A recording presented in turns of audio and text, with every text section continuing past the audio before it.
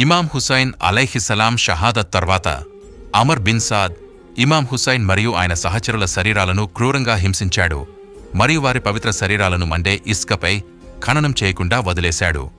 ఆ తర్వాత ఇమాం హుసైన్ అలైహిస్సలాం గారి గుడారాలను దోచుకుని వాటికి నిప్పు పెట్టారు. అక్కడ ఆయన సోదరిమణులు, భార్యలు, పిల్లలు మరియు ఇమాం హుసైన్ గారి కుమారుడు ఇమాం జైనులాబ్దిన్ ఉన్నారు. ఆయన యుద్ధ సమయంలో అనారోగ్యంతో ఉన్నారు.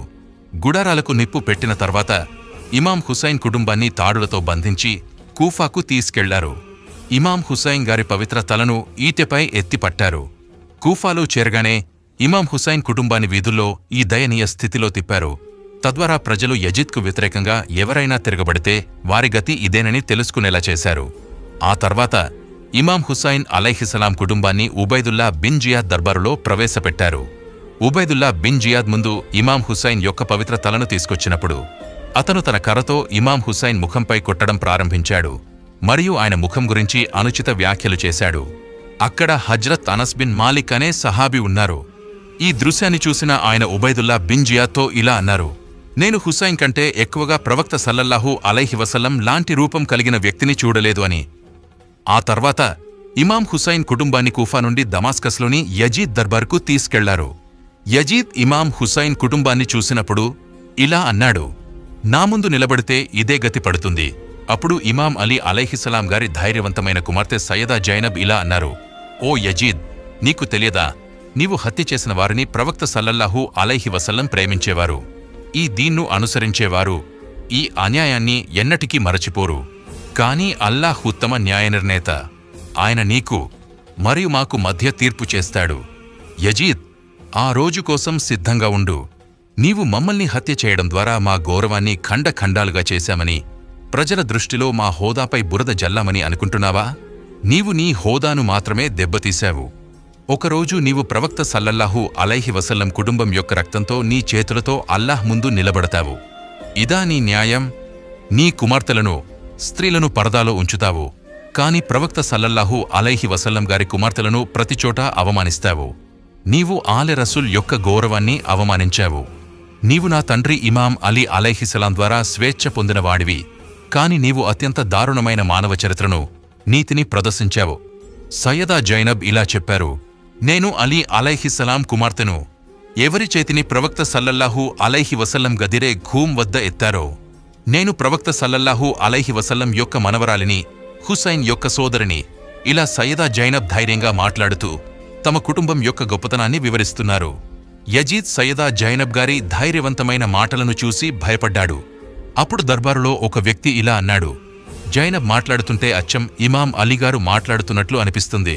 ఆ తర్వాత ఇమాం సజ్జాద్ ఇలా అన్నారు, ఓ యజీద్, నేను జంజం మరియు సఫా యొక్క కుమారుడిని. నేను ఆ వ్యక్తి కుమారుడిని ఎవరు హజరే అస్వద్ను తన చాదర్తో ఎత్తారో.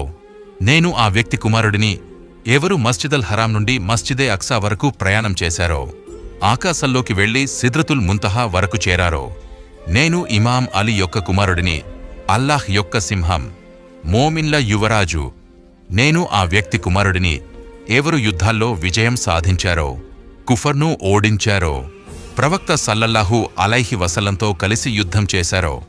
నేను ఆ వ్యక్తి కుమారుడిని ఎవరు మొదట అల్లాహ్ మరియు ఆయన రసూల్ యొక్క పిలుపుకు లబ్బైక్ అన్నారో, మొదట ప్రవక్తపై విశ్వాసం ఉంచారో, ఇస్లాం కోసం మొదట పోరాడారో. నేను ఆ వ్యక్తి కుమారుడిని ఎవరు ప్రవక్తను శత్రువుల నుండి కాపాడారో, ఇస్లాం కోసం తన ప్రాణాలను అర్పించారో. ఓ యజీద్, ఈ ప్రపంచం తాత్కాలికమని గుర్తుంచుకో. సర్వశక్తులు మరియు గొప్పతనం అల్లాహ్కు మాత్రమే చెందుతుంది. నీవు ఈరోజు సంతోషంగా ఉండవచ్చు, కాని తెలుసుకో, నీవు అల్లాహ్ తీర్పు ముందు నిలబడతావు మరియు నీవు చిందించిన ఆలే రసూల్ రక్తానికి లెక్క చెప్పాలి. ఓ ప్రజలారా, మేము ప్రవక్త యొక్క వంశం, సత్యం యొక్క జ్యోతి మరియు బాధితులమని తెలుసుకోండి. మాపై ఆపదలు ఉన్నప్పటికీ మేము మా విశ్వాసంపై స్థిరంగా ఉన్నాము. మేము త్యాగం చేశాము, కాని నీతి యొక్క మార్గాన్ని విడిచిపెట్టలేదు. మా మిషన్ కొనసాగుతుంది, అది ఎన్నటికీ ఆగదు. ఇదంతా విన్న యజీద్ భయపడ్డాడు. అతని ప్రణాళిక ఇమాం సజ్జాద్ను షహీద్ చేయడం. కాని ఈ మాటలు విన్న తర్వాత అతను భయపడి ఇమాం సజ్జాద్ను బ్రతికించాడు. ఆ తర్వాత ఇమాం హుసైన్ కుటుంబం తమ ఇంటికి తిరిగి వెళ్ళింది. మదీనా ప్రజలకు ఇమాం హుసైన్ అలైహిస్సలాం షహాదత్ గురించి తెలిసినప్పుడు వారు యజీద్ యొక్క బైత్ను తిరస్కరించారు, ఎందుకంటే వారు ఇప్పటికే యజీద్ యొక్క దౌర్జన్య పాలనపై కోపంగా ఉన్నారు. ఇమాం హుసైన్ షహాదత్ వారిని మేల్కొల్పింది. మదీనా ప్రజలు యజీద్కు వ్యతిరేకంగా తిరగబడ్డారు. దీనిపై యజీద్కు తీవ్ర కోపం వచ్చింది. అతను మదీనా ప్రజలపై ఒక పెద్ద సైన్యాన్ని పంపాడు. ఈ సైన్యానికి ముస్లిం బిన్ ఉక్బా నాయకత్వం వహించాడు.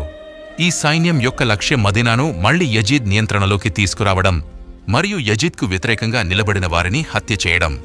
యజీదీ సైన్యం మదీనా వెలుపల హర్రా అనే ప్రదేశంలో చేరుకుని అక్కడ శిబిరాలు వేసింది. మదీనా ప్రజలు సంఖ్యలో చాలా తక్కువగా ఉన్నారు మరియు వారి వద్ద ప్రత్యేక ఆయుధాలు లేవు. కాని వారు అన్సార్ అంటే ప్రవక్త సల్లల్లాహు అలైహి వసల్లం కష్ట సమయంలో సహాయం చేసినవారు. అన్సార్ సంఖ్యలో తక్కువగా ఉన్నప్పటికీ యజీదీ సైన్యంతో ధైర్యంగా పోరాడారు. కాని సంఖ్యలో తక్కువగా ఉండటం వల్ల వారు ఓడిపోయారు.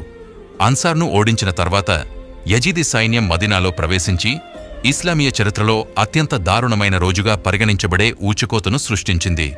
యజీదీ సైన్యం నగరాన్ని దోచుకుంది, బహిరంగంగా ప్రజలను హత్య చేసింది, వేలాది మంది స్త్రీలపై అత్యాచారం చేసి వారిని గర్భవతులను చేసింది. మస్జిదే నబవీని కూడా వదలలేదు. అక్కడ గుర్రాలను నిలబెట్టారు, అవి మూత్రం చేశాయి మరియు చాలా రోజులపాటు నమాజ్ జరగలేదు. ప్రవక్త సల్లల్లాహు అలైహి వసల్లం ఇలా అన్నారు, అహ్లె మదీనాపై దౌర్జన్యం చేసిన వారిని హింసించిన వారిపై అల్లాహ్ శాపం ఉంటుంది. మదీనాపై ఈ దౌర్జన్య దాడి తర్వాత అబ్దుల్లా బిన్ జుబైర్ అనే వ్యక్తి యజీద్కు వ్యతిరేకంగా నిలబడ్డాడు. అబ్దుల్లా బిన్ జుబైర్ హజ్రత్ జుబైర్ రజియల్లాహు తాలా అన్హు యొక్క కుమారుడు.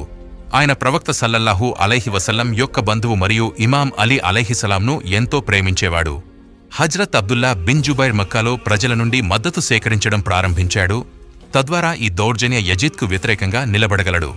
యజీద్కు ఈ విషయం తెలిసినప్పుడు అతను మదీనా తర్వాత మక్కాపై దాడి చేయాలని నిర్ణయించాడు. యజీద్ ఒక సైన్యాన్ని మక్కా వైపు పంపాడు. దీనికి హుసైన్ బిన్ ఉమైర్ నాయకత్వం వహించాడు. ఈ సైన్యం యొక్క లక్ష్యం అబ్దుల్లా బిన్ జుబైర్ను హత్య చేయడం మరియు మక్కాను తమ నియంత్రణలోకి తీసుకోవడం. ఈ సైన్యం మక్కా వెలుపల చేరుకుని మక్కాను ముట్టడించింది. హజ్రత్ అబ్దుల్లా బిన్ జుబైర్ కూడా మక్కాను రక్షించడానికి సన్నాహాలు ప్రారంభించాడు. మక్కా యొక్క వీధులు ఇరుకుగా ఉండేవి మరియు దాని చుట్టూ ఉన్న కొండలు హజ్రత్ అబ్దుల్లా బిన్ జుబైర్కు ప్రయోజనకరంగా ఉన్నాయి. నగరాన్ని ముట్టడించిన కొంత సమయం తర్వాత యజీదీ సైన్యం కాటపుల్ట్లను ఉపయోగించి నగరంలోకి నిప్పుతో నిండిన రాళ్లను విసిరింది. వాటిలో ఒక రాయి కాబాకు తగిలి కాబాకు నిప్పు అంటుకుంది. దీనివల్ల కాబా యొక్క కవచం మరియు గోడలు కాలిపోయాయి. కాబా అది అల్లాహ్ యొక్క ఇల్లు, దానికి నిప్పు అంటుకోవడం కాబా యొక్క గొప్ప అవమానం. దీన్ని వెంటనే యజీదీ సైన్యానికి యజీద్ మరణించాడనే వార్త అందింది. అల్లాహ్ వెంటనే యజీద్కు శిక్ష విధించి అతన్ని తన వద్దకు పిలిచాడు. తద్వారా అతని తండ్రి వలె అతనికి తగిన ఆతిథ్యం ఇవ్వబడుతుంది. యజీద్ యొక్క వయస్సు కేవలం 36 సంవత్సరాలు మాత్రమే. యజీద్ మరణ వార్త తెలిసిన వెంటనే యజీదీ సైన్యంలో గందరగోళం నెలకొంది. దీనిని చూసిన యజీదీ సైన్యం commander Hussain bin Umair Hazrat Abdullah bin జుబైర్తో సంప్రదింపులు జరపాలని నిర్ణయించాడు మరియు దమాస్కస్లో ఈ పరిస్థితిని చర్చించమని అతన్ని ఆహ్వానించాడు. కానీ హజ్రత్ అబ్దుల్లా బిన్ జుబైర్ ఈ మాటలను అంగీకరించలేదు. దీని తర్వాత యజీదీ సైన్యం సిరియాకు తిరిగి వెళ్లిపోయింది. యజీదీ సైన్యం మక్కాను విడిచిపెట్టిన తర్వాత హజ్రత్ అబ్దుల్లా బిన్ జుబైర్ కాబాను మళ్లీ నిర్మించాడు. యజీద్ మరణం తర్వాత అతని కుమారుడు ముఆవియా బిన్ యజీద్ను తదుపరి ఖలీఫాగా ఎన్నుకున్నారు. అతను ఖలీఫా అయిన వెంటనే రాజీనామా చేశాడు మరియు ఇలా అన్నాడు, నా తండ్రి చాలా అన్యాయాలు చేశాడు. అతను అహ్లె బైత్పై దౌర్జన్యం చేశాడు మరియు నా తాత ఇమాం అలీకి వ్యతిరేకంగా యుద్ధం చేశాడు. ఈ రోజు వారు సమాధిలో ఏమి అనుభవిస్తున్నారో అల్లాహ్కు మాత్రమే తెలుసు. అందుకే నేను ఖలీఫా కావాలనుకోవడం లేదు. ఈ గొప్ప వ్యక్తి ఖిలాఫత్ నుండి రాజీనామా చేశాడు మరియు కొన్ని రోజుల తర్వాత అతను మరణించాడు. కాని మరణానికి ముందు అతను ఎప్పటికీ ప్రజల హృదయాలలో సజీవంగా ఉన్నాడు. అయితే అతని తండ్రి మరియు తాత ఈ రోజు కూడా శాపం పొందుతున్నారు.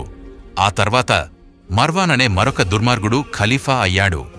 ఈ స్టోరీ గురించి మనం నెక్స్ట్ వీడియోస్లో తెలుసుకుందాం. ఈ వీడియో మీకు నచ్చినట్లయితే లైక్ చేసి షేర్ చేయండి. ఇలాంటి మరిన్ని వీడియోస్ కోసం మా ఈ ఛానల్ను సబ్స్క్రైబ్ చేసుకోండి. Yours voice of Islam Telugu.